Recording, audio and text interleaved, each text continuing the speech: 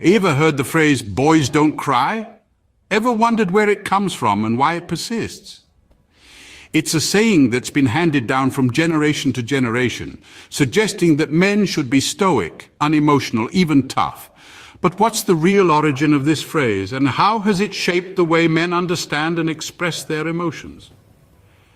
Join us as we unravel the history and societal impact of this all too familiar saying.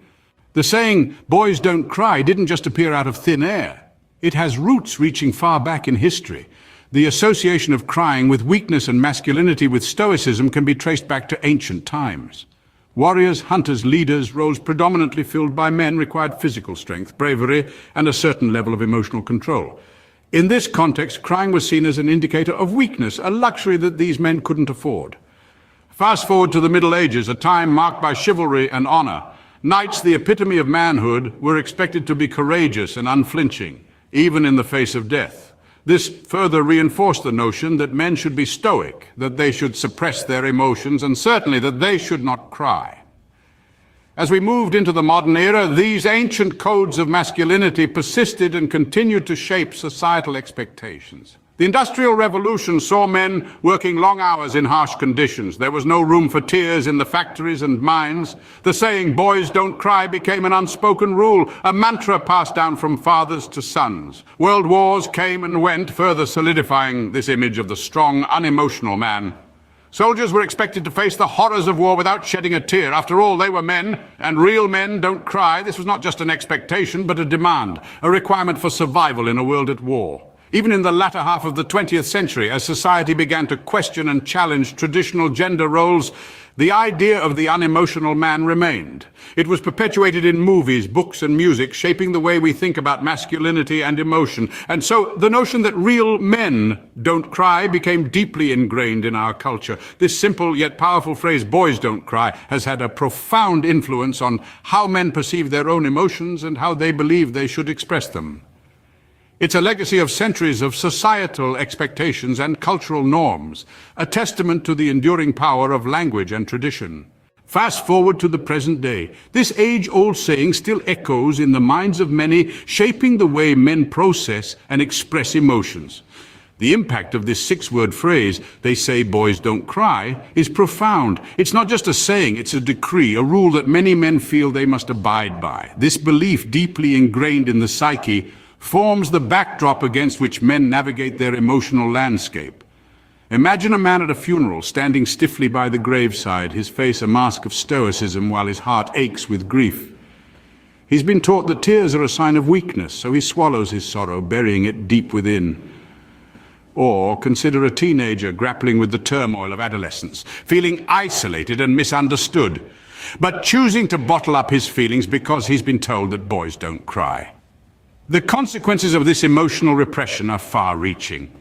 Research shows that men who suppress their emotions are more likely to struggle with mental health issues such as depression, anxiety, and stress. They're also more likely to engage in risky behaviors as a way of coping with their bottled-up feelings. This pressure to conform to a rigid definition of masculinity can lead to a sense of isolation, a feeling of being trapped in a cycle of silence and denial. These examples illustrate the harmful effects of the boys don't cry mentality. It discourages men from expressing vulnerability, from seeking help when they're struggling, and from connecting with others on a deeper emotional level. It creates a culture where men feel they have to put on a brave face, even when they're falling apart inside. Ironically, the suppression of emotions, which is supposed to be a show of strength, often leads to harm. It's a paradox that exposes the deep flaw in our cultural understanding of masculinity. Emotions are not a sign of weakness, but a sign of humanity. It's time we recognize this truth and start redefining what it means to be a man. But the times, they are a-changing. More and more people are challenging this toxic notion of masculinity. For far too long, society has held on to the belief that boys don't cry, but now a significant shift is underway. In the recent years, there has been a growing movement to redefine the concept of masculinity, stepping away from the archaic and harmful notion that equates strength with the suppression of emotions.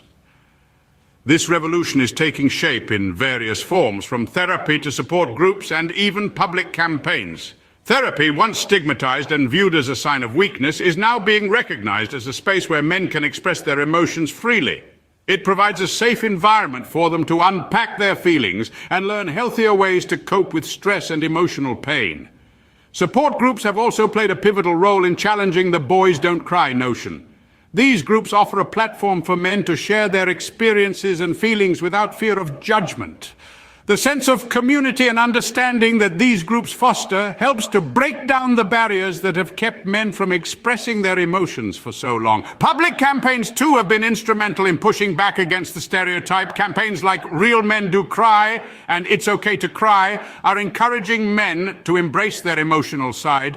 They're challenging the status quo, empowering men to redefine strength not as the absence of tears, but as the courage to express their emotions authentically. This shift in society is not just about changing the narrative, but also about creating a more accepting and supportive environment for men to express their emotions.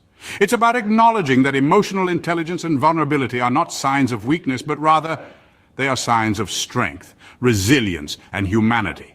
So remember, boys don't cry is an outdated saying that has no place in our understanding of what it truly means to be strong.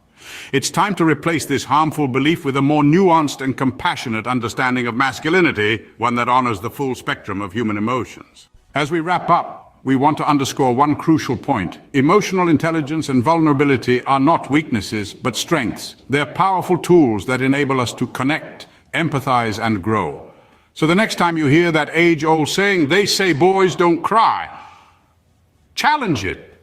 See it for what it truly is, an outdated stereotype that has no place in our society. It's high time we created a world where everyone, regardless of gender, can freely express their emotions.